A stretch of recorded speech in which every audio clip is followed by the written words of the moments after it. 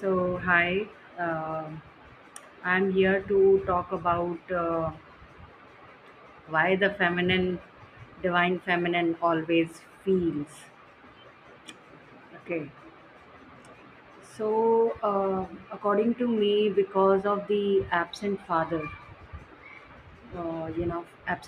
figure, um, it's not that the father is absent. Some cases the father is there, but then the father is not functioning from the masculine, in a masculine way.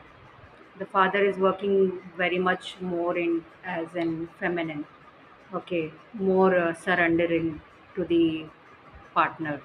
Like, let's say you are a divine feminine. Okay, so your father may be very surrendering to to your mother, in the sense, even if the mother is doing the wrong thing, he will just surrender because he cannot fight back. He does not want to fight back for some reason. Okay, maybe that could be the reason that he wants to just raise the kids with her. He doesn't want to do much, with her. He doesn't want to get into whether she's right or wrong. He just wants the kids to get raised and go to their own ways.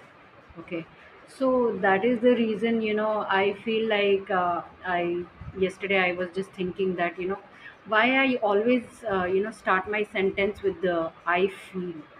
Because I had to only rely on myself, rely on my feelings to justify what I am doing or what I'm thinking. Uh, like, my father, never told me, like, how to think, how to, I don't use that I think that I should do this.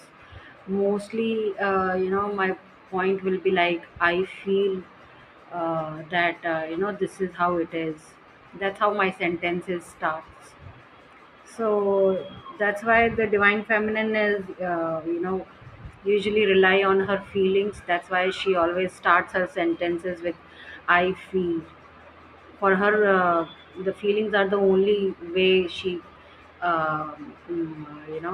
go about her life. uh, because she had no one to rely on, so she had to rely on her intuition.